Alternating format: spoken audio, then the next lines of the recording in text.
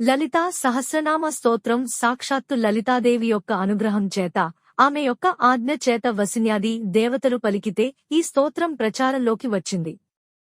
ఈ నామాలని ఎవరు అనుసంధానం చేస్తారో అంటే, ఎవరు ప్రతిరోజు ఈ లలిత సహస్ర స్తోత్రాన్ని చదువుతూ ఉంటారో వారి యందు నాకు ప్రీతి కలిగి వారికి సంబంధించిన సమస్త యోగక్షేమాలను తానే స్వయంగా విచారణ చేస్తాను అని అమ్మవారు ఆనాడు ప్రతిజ్ఞ పూనింది.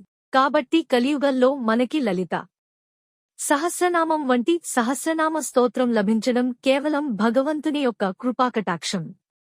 ఇది తల్లి యొక్క పూర్ణానుగ్రహముగా మనకు అందినటువంటి స్తోత్రం. నామము అంటే పేరు. లలిత సహస్రనామ స్తోత్రము అని ఒక మాట అంటున్నాం కాని బాహ్యంలో అది రహస్య నామా స్తోత్రం. ఆవిడ పేరు లలిత, సహస్రము అంటే అనంతము అని పేరు. అనంతము అంటే లెక్క పెట్టలేనన్ని. సహస్ర శీర్షవదన సహస్రాక్షి సహస్రపాత్ అంటే ఖచ్చితంగా లెక్క పెట్టడానికి 1000 తలకాయలు ఉన్నది అని కాదు, దాని అర్థం అనంతమైన తలలు కలిగినది అని.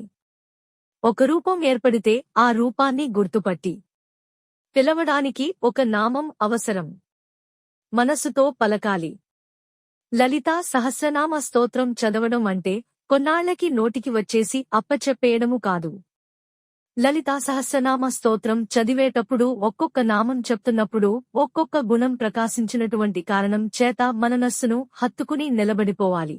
భవానీమాతే లలితాదేవి ఎరుపు రంగు దుస్తులు కట్టుకొన్న ప్రేమమయ చూపులు కలిగిన పాసము, అంకుశం, పుష్పం చెరకుగడను 4 చేతులలో ధరించిన శివుని భార్య అయిన భవానీయే లలిత. రావణుని చంపాలంటే ఆదిత్య హృదయం పారాయణం చేస్తేనే సాధ్యం. ఆ మహామంత్రాన్ని శ్రీరాముడికి చెప్పినవారు అగస్త్య మహాముని. అటువంటి అగస్త్య మహాముని ఆత్మతత్వమును తెలుసుకోవాలనుకుంటాడు. ఆ విషయం ఎంత త్వరగా తెలుసుకుంటే జీవుడు అంత త్వరగా పరమాత్మను చేరుకుంటాడు. జనన మరణ జంఝాటం నుండి తప్పించుకోగలుగుతాడు. అందుకుగాను అగస్త్య మహాముని శ్రీలలితను స్మరించేందుకు నామతారకమును అనుగ్రహించవలసినదిగా హయగ్రీవుడు అను మహామునిని కోరుతాడు. ఏ పేరిట పిలిస్తే ఆ తల్లి పలుకుతుందో ఆ పేర్లన్నీ హయగ్రీవుని అశ్వకంఠముతో ఆసువుగా వస్తాయి. ఈ నామ సహస్రమే లలితా సహస్రం. ఇవి 1000 నామాలు. ఇందులో కామాక్షి, పార్వతి, దుర్గా, మహాకాళి, సరస్వతి, భవాని, నారాయణి, కళ్యాణి, రాజరాజేశ్వరి, మహాత్రిపుర సుందరి, వైష్ణవి, మహేశ్వరి, చండిక, విశాలాక్షి, గాయత్రి ఇలా అనేక దేవిరూపాలు కనపడతాయి. శ్రీలలితా సహస్రనామములు కేవలం స్తోత్రం కాదు. ఇది గొప్ప శాస్త్రము, గొప్ప ప్రమాణం.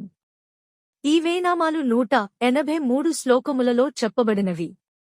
శ్రీమాత అను నామముతో మొదలై లలితాంబిక అను నామముతో పూర్తవుతుంది.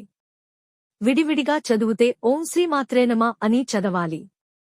అర్థము తెలుసుకునే చదవాలి. అలా వీలుకానప్పుడు నామజపము వలె చదవాలి. ఎలా చదివినా భక్తితో చదివితే పుణ్యం వస్తుంది. శ్రీమాత ఈ నామముతో మొదలవుతుంది. ఈ నామము వివరణ ఇవ్వబడుతున్నది.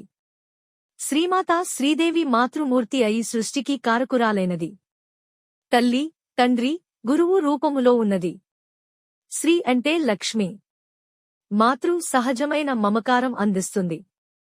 ప్రేమతో కూడిన కాఠిన్యం ప్రదర్శిస్తూ సమస్త ప్రాణి కోటిని సరిదిద్దుతుంది. ప్రతినామము ఒక మంత్రం. అందుకే శ్రీలలితా సహస్రనామాలు నిత్యం చదువుదాం.